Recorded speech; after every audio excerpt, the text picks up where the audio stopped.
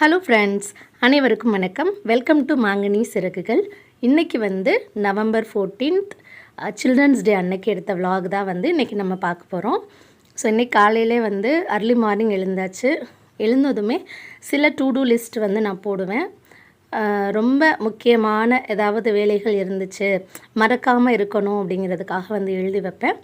So அதனால் இன்றைக்கி காலையிலேருந்து எழுதுறதுக்கு ஸ்டார்ட் பண்ணேன். சரி, இன்ட்ரோடக்ஷன் வந்து கொஞ்சம் டிஃப்ரெண்ட்டாக இருக்கட்டுமே அப்படிங்கிறதுக்காக இந்த ஹலோ ஃப்ரெண்ட்ஸ், குட் மார்னிங் இதெல்லாம் வந்து போட்டு வச்சிட்ருக்கேன். ஸோ மெயினாக இன்றைக்கி உள்ள டு டூ லிஸ்ட் வந்து என்னென்னு பார்த்திங்கன்னா, இது வந்து இப்போது ஜேர்னல் அப்படிங்கிறாங்க. ஒவ்வொருத்தவங்களும் வந்து என்னென்ன வேலை பண்ணணுங்கிறத கொஞ்சம் எழுதி வச்சு பண்ணோன்னா ஈஸியாக முடியும் அப்படின்னு. பட் இது வந்து நான் காலேஜ் படிக்கும் போதுலேருந்தே நான் வந்து எழுதி வச்சுருக்கிற பழக்கம் எனக்கு உண்டு. ஏன்னா டைம் டேபிள் எல்லாமே நான் அந்த மாதிரி தான் வந்து போட்டு வச்சு படிப்பேன்.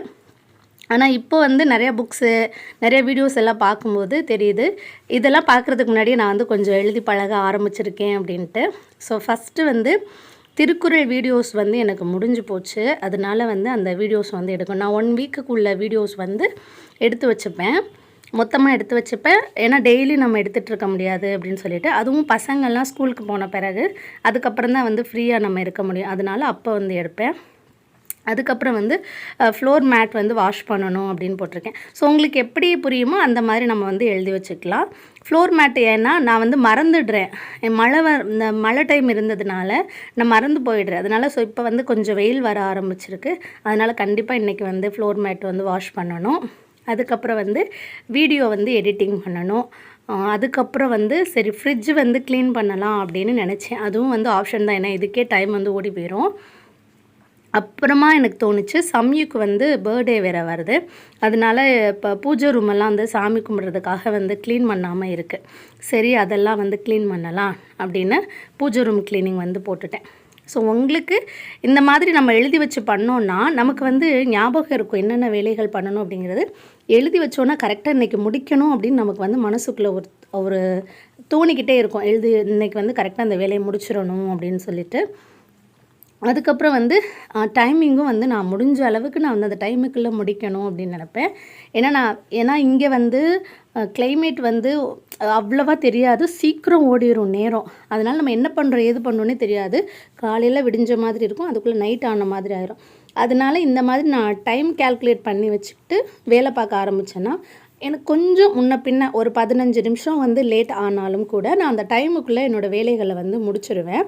ஸோ இப்படி தான் நான் வந்து ஏதாவது ஒரு பெரிய ஃபங்க்ஷன், தீபாவளி, பொங்கல் அந்த மாதிரி இதுவாக இருக்கட்டும், மெயினாக பெரிய பெரிய வேலைகள் இருந்துச்சு அப்படின்னா இந்த மாதிரி வந்து நான் நோட் பண்ணி வச்சுக்குவேன். ஸோ இந்த மாதிரி பண்ணும்போது வந்து எனக்கு ரொம்பவே ஈஸியாக இருக்கும். இதில் வந்து முன்னாடியெல்லாம் வந்து பார்த்திங்கன்னா ஒவ்வொரு வேலையும் எழுதி வச்சிட்ருப்பேன். இப்போ வந்து வெறும் இம்பார்ட்டண்ட்டான வேலை மட்டும்தான் எழுதிட்டுருக்கேன், அதுவும் மறக்காமல் இருக்கணும் அப்படிங்கிறதுக்காக. ஸோ ஜேர்னல் வந்து எழுதி முடிச்சுட்டு அதுக்கப்புறம் வந்து இது வந்து என்னோடய கவிதை நோட்டு. ஸோ இதெல்லாம் வந்து ஒரு ஐயப்பன் சாங்ஸ்க்காக கேட்டிருந்தாங்க, அதை எழுதி கொடுத்துருந்தேன். பட் அந்த சாங் வந்து கம்போஸ் பண்ண முடியாமல் போயிடுச்சு. அதுக்கப்புறம் வந்து இப்போது நிறையா கவிதைகள் வந்து எனக்கு காலையில் தான் வந்து எழுதுறதுக்கு மைண்ட் வந்து கரெக்டாக இருக்கும். ஏன்னா காலையிலனா நல்லா ஃப்ரெஷ்ஷாக இருக்கும், யாரோட டிஸ்டர்பன்ஸும் இருக்காது. அந்த காலையில் தான் அந்த வார்த்தைகள் எல்லாமே எனக்கு நல்லா வரும். அதனால காலையில் தான் வந்து மோஸ்ட்லி நான் கவிதை எழுதுவேன். இது வந்து குழந்தைகளாகவே இருந்திருக்கலாம் அப்படின்னு இதில் எழுதியிருக்கேன். ஸோ நான் எழுதுனது ஒன்றா இருக்கும், கம்ப்யூட்டரில் டைப் பண்ணுறது ஒன்றா இருக்கும், நான் பேசுகிறது ஒன்றா இருக்கும். இந்த மாதிரி அந்த பேசி பார்க்கும்போது எனக்கு என்ன சிந்தனைகள் தோணுதோ அதுக்கேற்ற மாதிரி தான் கடைசியாக ஒரு கவிதை வந்து வரும். அதுக்கப்புறம் வந்து இது சம்யு பர்த்டேக்காக அவளுக்காக எழுதி வச்சுருக்கேன். ஸோ இதுவும் முடிச்சாச்சு.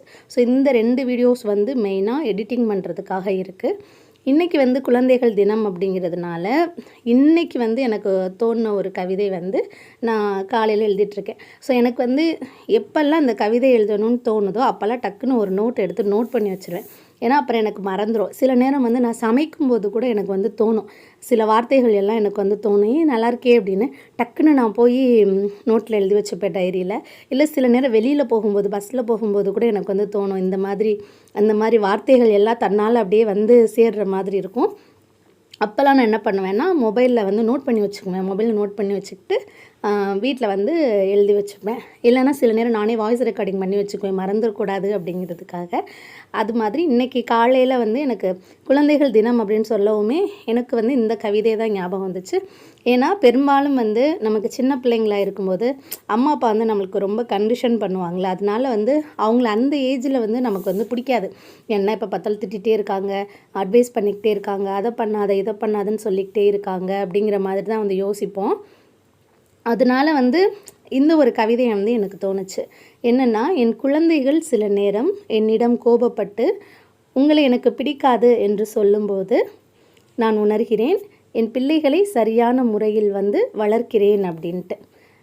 இதுதான் வந்து இந்த கவிதையாக நான் எழுதியிருந்தேன். நிறைய பேர் அப்போனா உங்களுக்கு உங்கள் பிள்ளைங்களுக்கு வந்து உங்களை பிடிக்காதா அப்படின்னு அர்த்தம் கிடையாது. சில நேரம் வந்து இப்போ என் பசங்க வந்து ரொம்ப மொபைல் பார்த்துட்டு ரொம்ப நேரம் டிவி பார்த்துட்டு இருந்தாங்க அப்படின்னா நான் வந்து அதட்டுவேன். எவ்வளோ நேரம் டிவி பார்த்துட்ருக்கீங்க, எவ்வளோ நேரம் மொபைல் பார்த்துட்ருக்கீங்க, போதும் ஸ்டாப் பண்ணுங்க அப்படின்னு சொல்லுவேன். சில நேரம் வெளியில் எங்கேயாவது போகும்போது ஏதாவது வேணும்னு ரொம்ப அடம் பிடிச்சி அழுதுட்டு இருக்கும்போதும் அப்போவும் நான் வந்து அதட்டுவேன். தேவைப்பட்டால் மட்டும் வாங்கி கொடுப்போம், தேவையில்லைன்னா நம்ம வாங்கி கொடுக்க மாட்டோம் இல்லையா? ஸோ அந்த மாதிரி டைம்லலாம் என் பசங்க சொல்கிறது வந்து இதுக்கு தான் எங்களுக்கு பிடிக்கவே பிடிக்காது அப்படின்னு சொல்லுவாங்க. அதுக்காக நம்மளுடைய பசங்களுக்கு நம்மளை எப்போதுமே பிடிச்சிட்டு இருக்கணும் அப்படிங்கிறதுக்காக நம்ம பசங்க பண்ணுற தவறுகள் எல்லாம் அப்பப்போ சுட்டி காட்டி திருத்திடணும். ஏன்னா இன்றைக்கி அவங்களுக்கு நம்மளை பிடிக்கலைன்னா பரவாயில்ல, ஆனால் ஃப்யூச்சரில் அவங்கள யாருக்கும் பிடிக்காமல் போயிடக்கூடாது. அதனால் இன்றைக்கி அவங்க செய்கிற சின்ன சின்ன தவறுகளெல்லாம் நம்ம திருத்தும் போது கண்டிப்பாக பெற்றவர்களை வந்து குழந்தைங்களுக்கு பிடிக்காம தான் போகும் ஒரு சில இடங்களில். இதே அவங்க கேட்டதெல்லாம் நம்ம வாங்கி கொடுத்துக்கிட்டு அவங்க பண்ணுறதுக்கெல்லாம் நம்ம தலையாட்டிகிட்டு இருந்தோன்னா சூப்பரம்மா உங்களை எங்களுக்கு ரொம்ப பிடிக்கும், இப்படி தான் இருக்கணும் அப்படின்னும் சொல்லுவாங்க பசங்க. ஸோ இந்த கவிதையை தான் வந்து எழுதியிருந்தேன். இப்போ மணி பார்த்தா 5:15 ஆயிடுச்சு. பாத்திரம் எல்லாம் நைட் கழுவி போட்டதோடு இருந்துச்சு.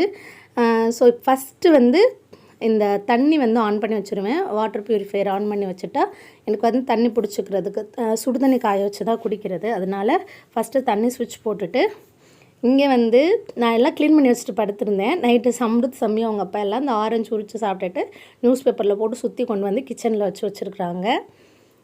இப்போ வந்து ஃபஸ்ட்டு வேலையாக எனக்கு தைராய்டு மாத்திரை வந்து நான் போடணும். அதுக்கப்புறம் வந்து ஒரு வேலையாக ஸ்டார்ட் பண்ண வேண்டியது தான். இது வந்து ஏற்கனவே உள்ள பழைய தண்ணி, முதல் நாள் உள்ள தண்ணி. இப்போ மாத்திரை போட்டாச்சு. அதுக்கப்புறம் வந்து இப்போது ஏற்கனவே கழுவி வச்சுருக்க பாத்திரத்தெல்லாம் எடுத்து அந்தந்த இடத்துல வந்து அரேஞ்ச் பண்ணி வச்சிடலாம். அப்போ தான் இந்த இடம் எனக்கு வந்து கொஞ்சம் ஃப்ரீயாக இருக்கும், நான் எல்லாம் கட் பண்ணுறதுக்கு வேலை பார்க்குறதுக்கு எல்லாம். ஏன்னா என்னோடய கிச்சன் வந்து ரொம்ப சின்னம் அப்படிங்கிறதுனால இப்போ இது எல்லாமே எடுத்து வச்சாச்சு. அந்த கூழு பானை சட்டி இருக்குல்ல, அதை மட்டும் அப்புறமா கழுவணும். இப்போ கழுவுனோன்னா நல்லா ஊறி போயிருக்கும். இதை வந்து அப்புறமா கழுவலாம். இப்போ வந்து இந்த வாட்டர் ப்யூரிஃபையரில் தண்ணி வந்து இப்போ ஃபுல்லாகிடுச்சு. இப்போ ஏற்கனவே இருந்த பழைய தண்ணியை வந்து ஒரு வாட்டர் பாட்டிலில் ஊற்றி வச்சுருவேன். இப்போ வந்து டெய்லி நான் காலையில் தண்ணி சூடு பண்ணி வச்சுக்குவேன் அந்த டே ஃபுல்லுக்குமே. அது கொஞ்சம் ஆறுனதும் இன்னொரு பாட்டிலில் ஊற்றி வச்சுக்குவேன்.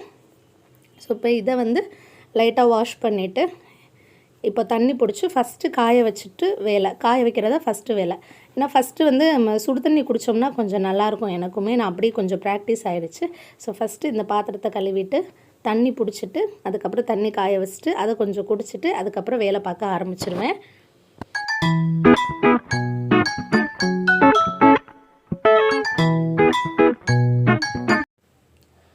இப்போ தண்ணி காய வச்சாச்சு. அப்படியே சைடில் வந்து இன்றைக்கி சாப்பாடு செய்கிறதுக்கு ஒலை வச்சுருக்கேன். இப்போ அரிசி கழுவி ஊற வச்சுக்கலாம். ஸோ இன்றைக்கி வந்து லஞ்ச் பாக்ஸுக்கு சம்ருத் வந்து 1 வீக்காக ஃப்ரைட் ரைஸ் வந்து கேட்டுக்கிட்டே இருக்கான். ஸோ அதனால் இன்றைக்கி ஃப்ரைட் ரைஸ் பண்ண போகிறேன். ஸோ நேற்றுக்கு மீது அந்த முட்டை குழம்பு இருக்குது, அதையும் சூட் பண்ணி வச்சுக்கலாம். ஸோ ஃப்ரைட் ரைஸ்க்கு நான் எடுத்திருக்க காய் வந்து முட்டைக்கோஸ், கேப்சிகம், கேரட்டு, பீன்ஸு, காலிஃப்ளவர் எடுத்திருக்கேன். காலிஃப்ளவர் வந்து அப்படியே ஃப்ரை பண்ணிவிட்டு கொடுத்து விடலாம் அப்படின்னு சொல்லிட்டு. காலிஃப்ளவர் வந்து பசங்களுக்கு ரொம்ப பிடிக்கும். ஒன்று இந்த மாதிரி ஃப்ரை பண்ணணும், அப்படி இல்லைனா சூப் செஞ்சு கொடுத்தோன்னா அவங்க வந்து நல்லா சாப்பிடுவாங்க. இப்போ அந்த டைமுக்குள்ளே வந்து ஒலை வந்து நல்லா கொதிச்சிருச்சு. ஸோ ஊற வச்சுருந்த அரிசியை வந்து அதில் போட்டுக்கலாம். அரிசி ஊற வச்சுட்டு நம்ம வடித்தோம் அப்படின்னா சீக்கிரமே நமக்கு வெந்துடும் சாப்பாடு. இப்போ வந்து காலிஃப்ளவர் வந்து இந்த மாதிரி கட் பண்ணி எடுத்துக்கலாம். ஸோ ஒவ்வொரு பெரிய பீஸாக இது வந்து இந்த சிக்கன் 65 மசாலா மாதிரி போட்டு நம்ம செஞ்சு கொடுத்தோம் அப்படின்னா லஞ்ச் பாக்ஸ் எல்லாமே வந்து காலி ஆகிட்டு வந்துடும். மற்ற பொரியல் பண்ணோன்னா அவ்வளோவா காலி ஆகாது. சூப்புக்கும் இந்த 65ம் பண்ணோன்னா சீக்கிரமாகவே வந்து பசங்க வந்து சாப்பிட்ருவாங்க. ரொம்ப பிடிக்கும் அவங்களுக்கு இந்த மாதிரி பண்ணுறதும். ஸோ இந்த மாதிரி ரொம்ப பெரிய பீஸும் இல்லாமல் கொஞ்சம் மீடியமான பீசஸாக வந்து கட் பண்ணி எடுத்துக்கலாம். இந்த மாதிரி கட் பண்ணி எடுத்துக்கணும். ஸோ இங்கே வந்து குழம்பு வந்து நல்லா சூடாயிடுச்சு.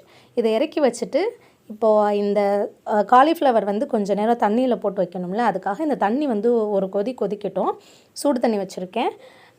இந்த ஃப்ரைட் ரைஸ்க்கு வந்து நான் கொஞ்சம் போல் இது ஃப்ரோசன் ஸ்வீட் கார்ன் வந்து வாங்கிட்டு வந்து வச்சுருந்தேன் ஃப்ரிட்ஜில். ஸோ அதில் இருந்து கொஞ்சமாக ஸ்வீட் கார்ன் எடுத்துகிட்டு சுடு தண்ணி ஊற்றி வைக்க போகிறேன். கொஞ்சம் நேரம் அது வந்து நார்மல் டெம்பரேச்சருக்கு வரட்டும்.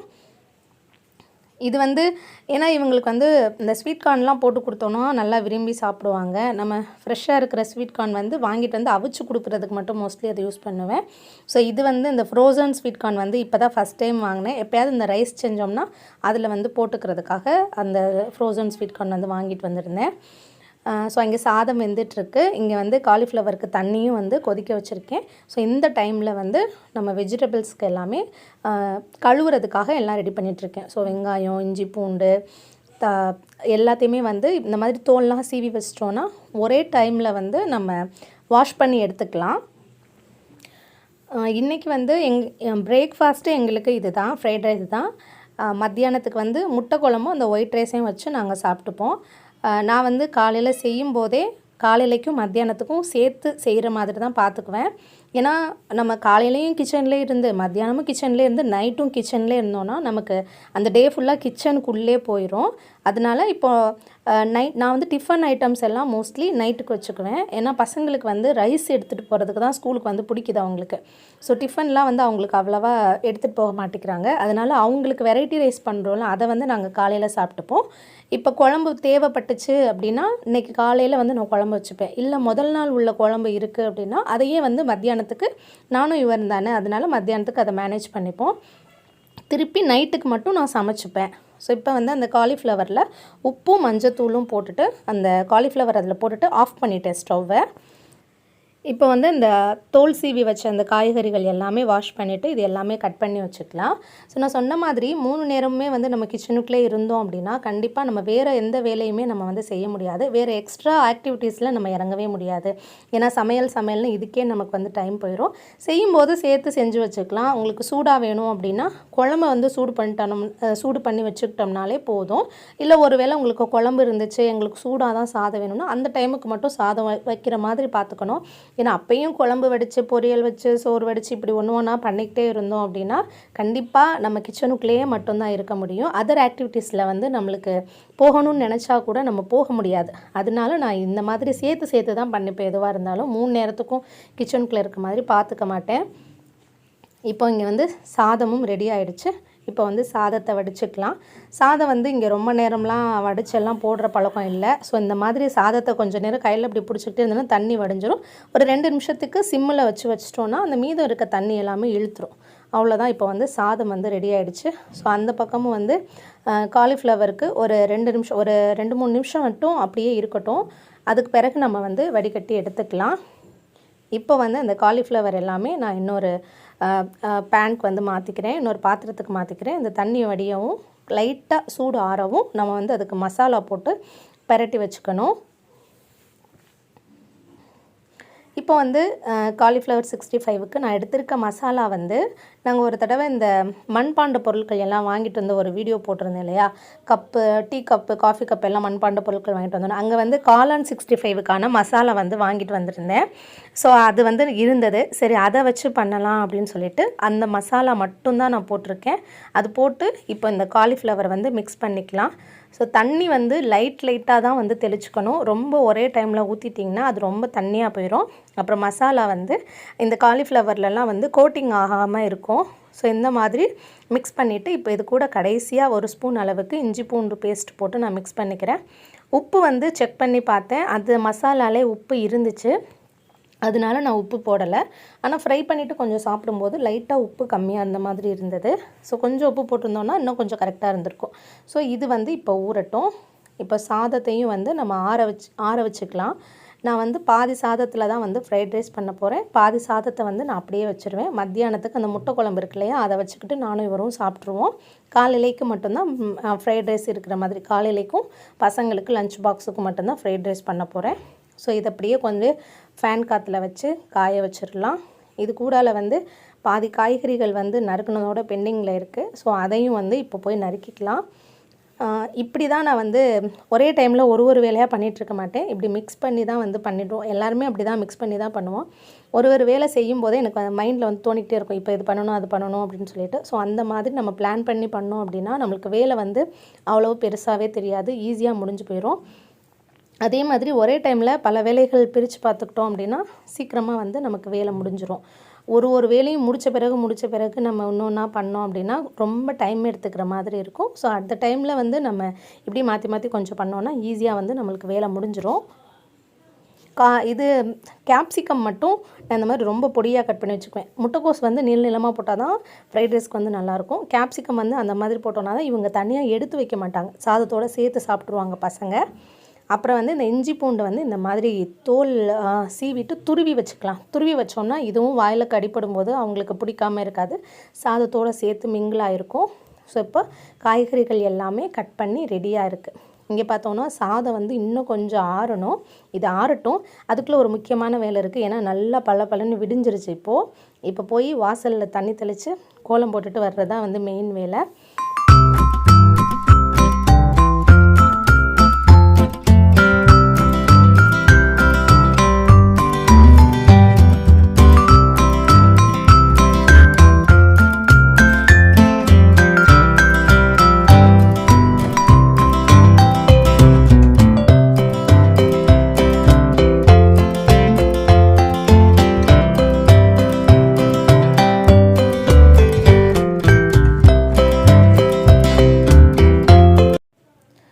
இப்போ வந்து வெளிவாசல்லையும் உள்ளேயும் வந்து வாசல் எல்லாம் பெருக்கி கோலம் போட்டுட்டு வந்தாச்சு.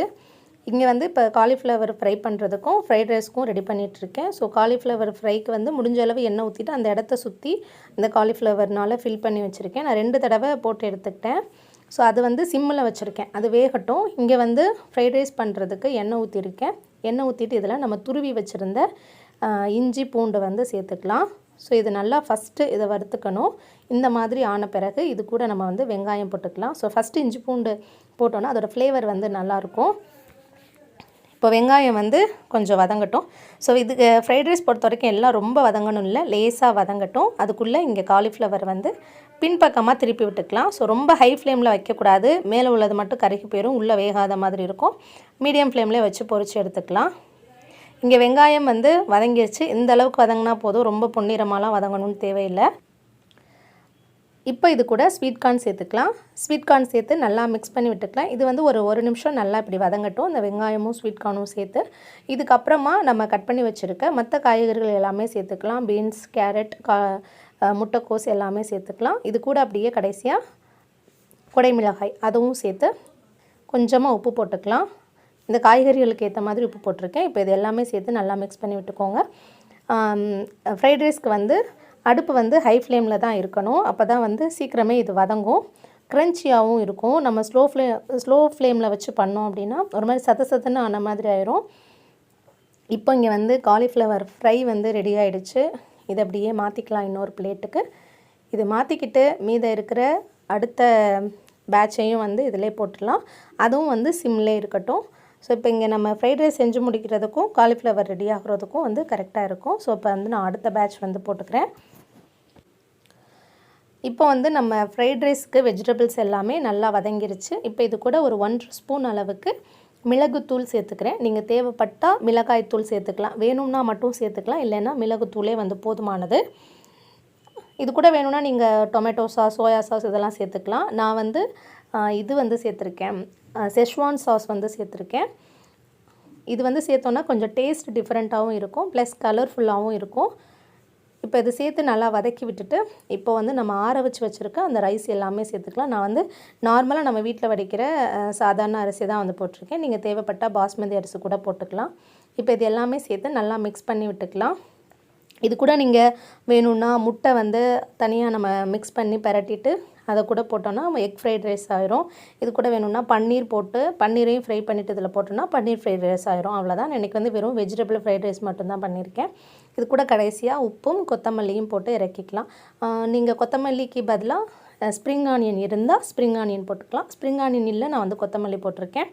அவ்வளோதான். இப்போ இது எல்லாமே மிக்ஸ் பண்ணியாச்சு. இது அப்படியே நான் வந்து ஒரு ஹாட் பேக்கில் வந்து போட்டு வச்சிடுறேன். அப்போனா வந்து இது சூடாக இருக்கும். ஏன்னா இங்கே கொஞ்ச நேரத்தில் ரொம்ப சில்லுன்னு ஆகி போயிடும். அவ்வளோதான். இப்போ இதை ஹாட் பேக்கில் போட்டு மூடி வச்சாச்சு. ஸோ ஃப்ரைட் ரைஸும் ரெடி ஆகிடுச்சு. அவங்களுக்கு டிஃபன் பாக்ஸ் கட்டிட்டு காலையில் நாங்கள் சாப்பிட்றதுக்கு வந்து எங்களுக்கு கரெக்டாக இருக்கும் இது. இங்கே வந்து காலிஃப்ளவர் ஃபஸ்ட்டு ஒரு கோட் எடுத்திருந்தேன் இல்லையா, இது பாருங்கள், பார்க்கும்போதே தெரியும். மேலே வந்து எவ்வளோ க்ரன்ச்சியாக இருக்குன்னு பாருங்கள். பார்க்கும்போதே உங்களுக்கு தெரியும், நல்லா இருக்குது கோட்டிங்கு.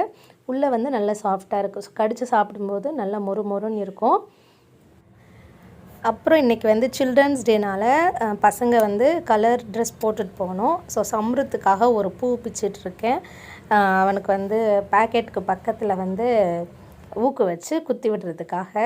ஸோ அதனால் இப்போ வந்து ஊக்கு வச்சு குத்தியாச்சு.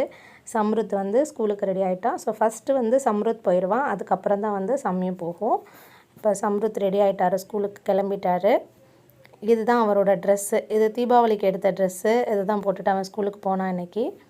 Happy Children's Day. Thank you. Happy Children's Day. Thank you.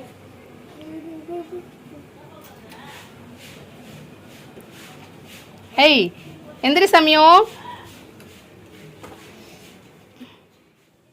அவன் போனதுக்கப்புறமா அடுத்த சம்யுவை எழுப்பி அவங்களும் வந்து கிளம்பிட்டாங்க. இன்றைக்கி ஃப்ரைட் ரைஸுங்கவும் ரொம்ப ஜாலி 2 பேருக்கும். கேட்டதை செஞ்சு கொடுத்துட்டோம் அப்படின்னு சொல்லிட்டு. சம்யு வந்து கொஞ்சம் லேட் ஆகிடுச்சு கிளம்புறதுக்கு, அதனால் அர்ஜெண்ட்டாக கிளம்ப வச்சுட்டு இருந்தேன். அவள் அந்த இதுலேயும் வந்து நெயில் பாலிஷ் போடலைன்னு சொல்லிட்டு கொஞ்சம் ஃபீல் பண்ணிகிட்டு இருந்தாங்க மேடம்.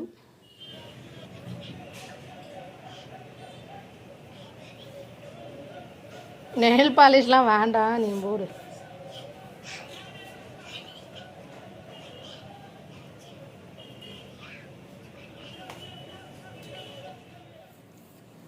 Happy children's day சம்யம்.